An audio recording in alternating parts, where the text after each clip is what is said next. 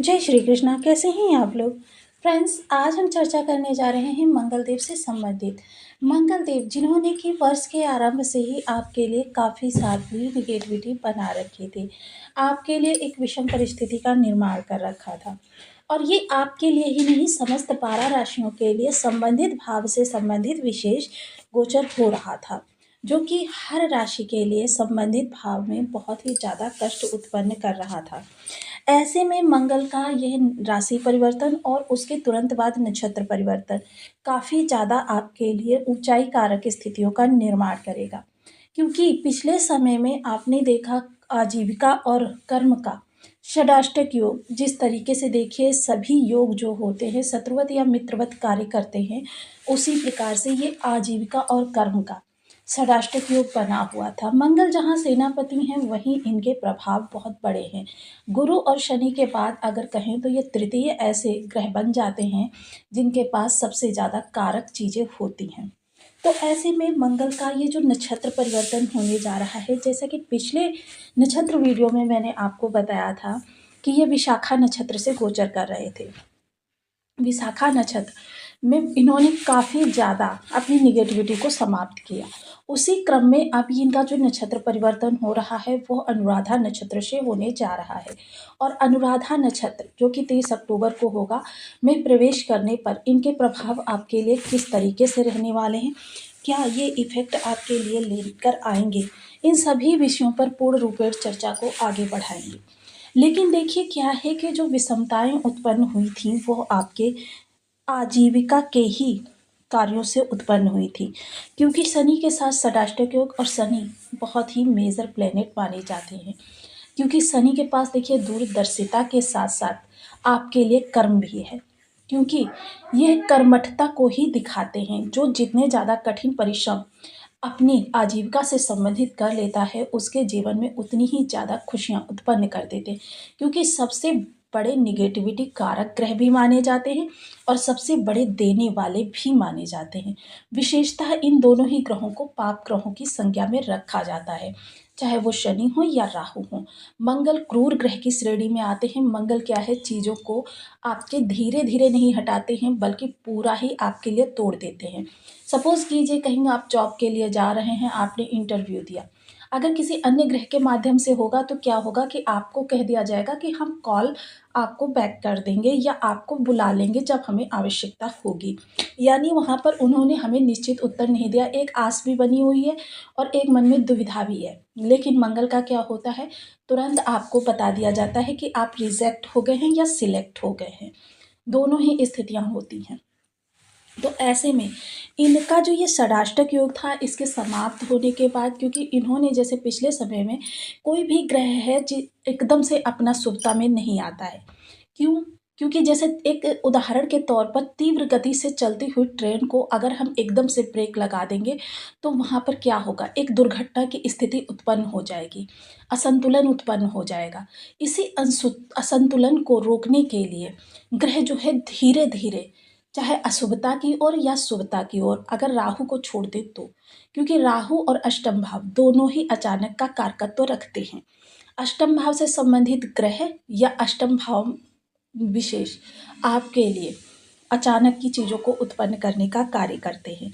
अब यहाँ पर जो ये आपके लिए शुभता या अशुभता उत्पन्न होगी, यह कितने परसेंट तक आपकी चीज़ों को अच्छी तरीके से लेकर जाने वाली है, क्योंकि जैसे कि मंगल ने राशि परिवर्तन करते ही शुभ योग बना लिया, क्योंकि ये शुभ राशि में आ गए, स्वयं की राशि में बुध देव के साथ इनकी युति हो रही है, जिसके बारे में हम पहले चर्चा कर चुके हैं। किंतु अब जो इनका नक्षत्र परिवर्तन होने जा रहा है अनुराधा नक्षत्र में, पर पहले ये ज्योतिष शास्त्र के अनुसार 16वें नक्षत्र से गोचर कर रहे थे, अब ये 17वें नक्षत्र अनुराधा नक्षत्र में जा रहे हैं। अनुराधा नक्षत्र जिसके कि स्वामी शनिदेव महाराज होते हैं, यहाँ पर अनुशासन और कर्म का, तीव्र ऊर्जा का एक संतुलित मेलजोल होने वाला है। देखिए शनि का नाम सुनकर बहुत से लोग भयभीत हो सकते हैं कि फिर से शनि के साथ संबंध, तो देखिए ये ना तो युति संबंध है ना दृष्टि संबंध है, ये नक्षत्र प्रभाव है। और नक्षत्र के माध्यम से क्या होता है, ग्रह अपना स्वभाव जो है थोड़ा सा उस के अनुसार बदलता है, यानी अनुशासन में इस समय पर आपकी ऊर्जा होने वाली है, जो कि आपके लिए बहुत अच्छा होने वाला है। एक परिपक्वता यानी मैच्योरिटी आपके स्वभाव में आने वाली है, जो भी बहुत उत्तम है। यानी कि इस समय पर अगर अशुभता कहें तो मात्र 5 से 10% आपको व्यापेगी शनि की, और शुभता जो कहें वो 90% इस समय, क्योंकि नक्षत्र माध्यम जो होता है, जैसे कि अगर उदाहरण के तौर पे मैं बताऊं कि देखिए राहु और गुरु दोनों ही एक दूसरे के शत्रुवत और एक दूसरे के परस्पर विरोधी ग्रह माने जाते हैं।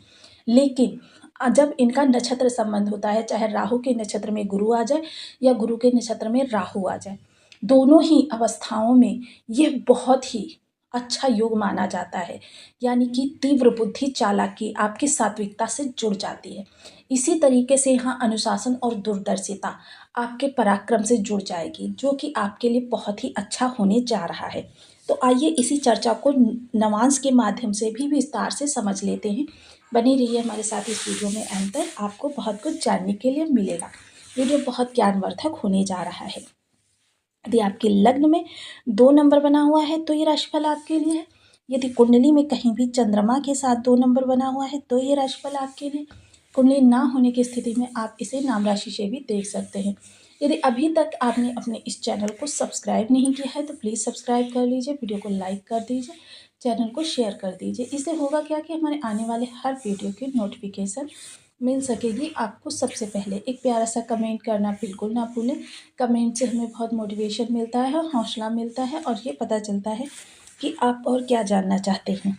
तो देखिए इस समय मंगल देव जो आपके इस समय सप्तमस्थ है, तो देखिए इस समय अगर मैं कहूँ कि आपके बल पराक्रम और आपके जीवन साथी के बल पराक्रम की कोई भी सीमा नहीं होगी, तो ये गलत नहीं होगा। क्योंकि यहाँ पर देखिए सप्तमस्थ होकर ये आपके लिए बहुत ही सुखद स्थितियों का निर्माण भी करते हुए देखे जाएंगे। अब नक्षत्रवत ये इस समय आपके अंदर परिपक्वता, अनुशासन का तालमेल बनाएंगे। साथ ही साथ इस समय आपके अंदर परोपकारिता का भी प्रादुर्भाव होगा, साथ ही साथ जिम्मेदारियों की भावना भी विकसित होगी। जिम्मेदारियों की भावना के तहत इस समय आप अपने परिवार और अपने ऑफिस या जहाँ भी आपका कार्य क्षेत्र है, वहाँ से संबंधित लोगों के प्रति एक अपनी जिम्मेदारी का अनुभव करके आप अपने कार्यों को आगे प्रशस्त करते हुए देखे जाएंगे।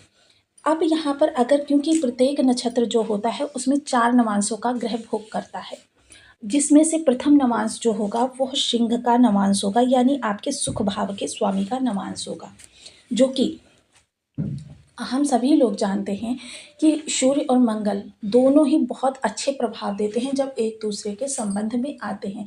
ऐसे में सूर्य का जब नक्षत्र आएगा तो आपके अंदर एक नेतृत्व भावना विकसित होगी। लेकिन देखिए थोड़ा सा यहाँ पर आपको अहंकार को दूर रखना है, चाहे मंगल हो चाहे सूर्य अहंकार को भी बढ़ाते हैं, एक ईगो भी आपके अंदर उत्पन्न करते हैं। प्रभाव तो आपका बहुत तेजस्वी हो जाता है, लेकिन ये एक चीज़ आपकी अहंकार और ईगो अगर आप दूर रखें तो आपके लिए यह गोचर काल नेतृत्व क्षमता का विकास करके, जो भी लोग ऐसे कार्यों को कर रहे हैं जिसमें कि टीम को संचालन करना पड़ता है, वह आपके लिए बहुत ही उत्तम होने वाला है। सेना से जुड़े हुए कार्य, सेना यानी कि जो 5 प्रकार की सेना होती हैं जिसमें हमारा पुलिस महकमा भी आ जाता है, तो ये बहुत ही ज़्यादा उनके लिए उत्तम योग बनने जा रहा है। ऐसे में उनके लाभ के सोर्स बढ़ेंगे और साथ ही साथ उनके लिए अवसर भी आएंगे, जिससे कि वो अपनी कीर्ति पताका फहरा सकते हैं या फिर अपना प्रमोशन या इंक्रीमेंट वगैरह करवा सकते हैं, या मनचाहे स्थान पर अपना ट्रांसफ़र करवा सकते हैं। इसके अतिरिक्त अगर चर्चा करें, द्वितीय नवांश जो होगा वो बुध का नवांश होगा, यानी कि कन्या नवांश। कन्या जो बुद्धि की तीक्ष्णता के लिए जाना जाता है, टेक्नोलॉजी के लिए जाना जाता है, और साथ ही साथ आपकी जेब के फाइनेंस के लिए भी जाना जाता है।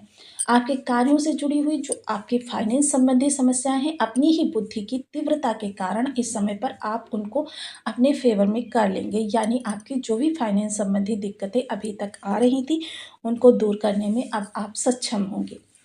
साथ ही साथ तृतीय नवांश की चर्चा करें तो ये होगा तुला का नवांश, यानी धन कारक नवांश।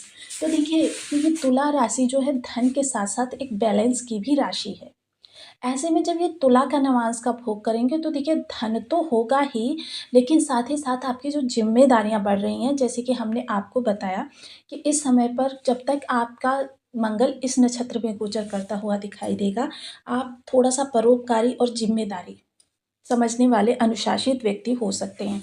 तो ऐसे में आपके लिए क्या होगा कि मतलब जो डिसबैलेंस उत्पन्न होगा कार्य के बोझ के तले दबकर, ऑफ़िस में भी आपके ऊपर ज़िम्मेदारियाँ, क्योंकि जब ज़िम्मेदारियों का निर्वहन करने में व्यक्ति सक्षम होगा, उनको आगे से बढ़कर स्वयं ज़िम्मेदार बनना चाहेगा, तो फिर उसको ज़िम्मेदारियाँ और ज़्यादा सौंपी जा सकती हैं।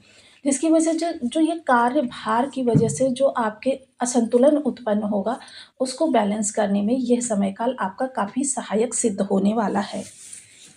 साथ ही साथ इस समय आपकी ज़िम्मेदारियों के प्रभाव से अन्य लोग भी जो आपके कार्य क्षेत्र से जुड़े हुए लोग हैं, प्रभावित होते हुए दिखाई देंगे, जिससे आपके प्रोफ़ेशनल रिश्ते भी कुछ डेवलप हो सकते हैं।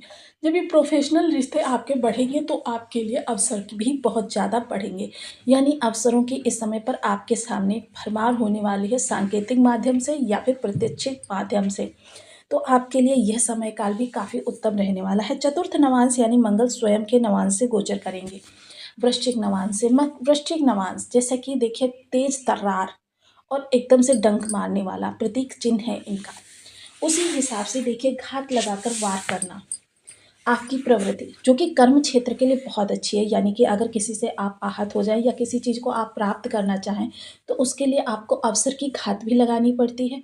डंक मारना यानी उस अवसर को लपकना भी पड़ता है, जिससे कि कुछ लोगों को दंश लग सकता है, जो कि आपके अंदर इस समय पर होता हुआ दिखाई देगा। ये तेजी, चतुराई, चालाकी आपके अंदर कर्म क्षेत्र से संबंधित होने वाली है, जो कि आपके लिए बहुत अच्छी होने वाली है, क्योंकि ये डेली इनकम का भाव है। तो ऐसे में हर उस व्यक्ति को जो चाहे सुबह से लेकर शाम तक परिश्रम करते हैं, शाम को पारिश्रमिक प्राप्त होता है, चाहे मंथ एंड में उनको पारिश्रमिक प्राप्त होता है। दोनों ही वर्गों के लिए ये बहुत ही अच्छा गोचर काल रहने वाला है। यानी कह सकते हैं 90% आपके लिए लाभ की स्थिति बनी रहेगी। 10% जो स्थिति आपकी नेगेटिव बन रही है, उसके लिए आपको उपाय करते रहना चाहिए, जिसके लिए ओम अंगारकाय नमः।